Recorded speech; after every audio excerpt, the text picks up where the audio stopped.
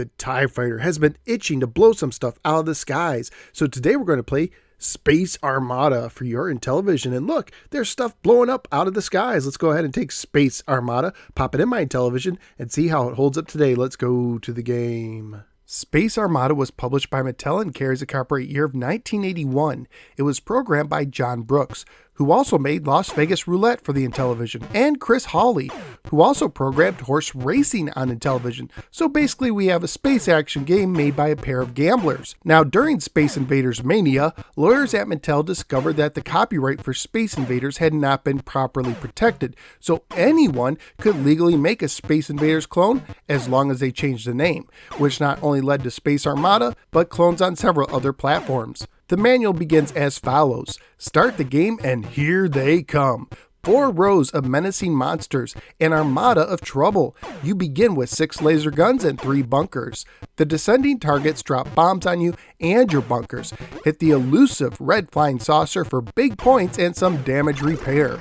Every time you clear the screen of targets, the challenge gets tougher. More bombs, guided missiles, and many, many surprises. Fire away.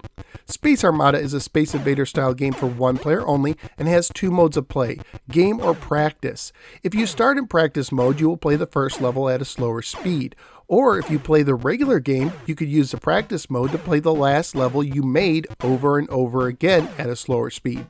Game mode is the standard game and doesn't allow you to continue. The overlay shows you the buttons for the game mode and lets you know that the side buttons are used to fire and the disc is used to move your ship left or right.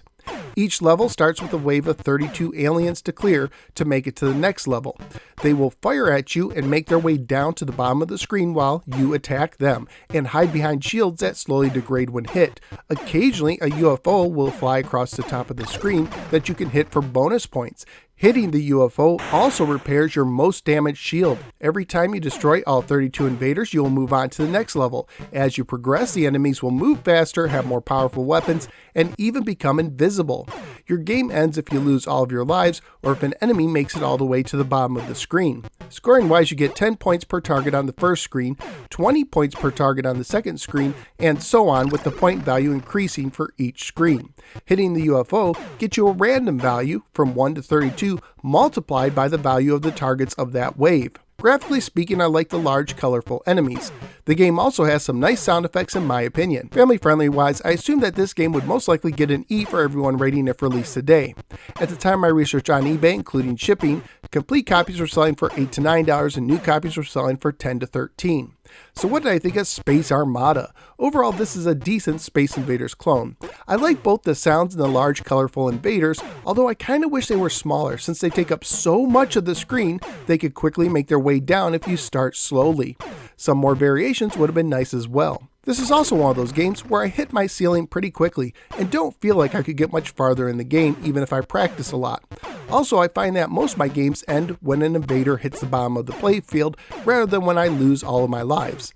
I do prefer Space Invaders on 2600 due to all of its variations, but Space Armada does look better, has some great sounds, and also has some solid controls. And it's fun. So where am I going to rank Space Armada? Somewhere in the top half. I do like Night Stalker more at 5, but I will put this over Donkey Kong Jr. at 6 since Space Armada has tighter controls. So out of the 12 games I've now ranked on the Intellivision, Space Armada is invading into the 6th position. Get it? Invading? Waka waka! Space Armada is a solid Space Invaders clone for your Intellivision. At least that's what I think. What do you think? Let me know in the comments below. Also, please click like and subscribe and follow me both on the Facebook and the Twitter.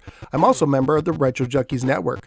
At this time, I'd like to thank all my extraordinary Patreon supporters, including Joe T. Thank you, Joe.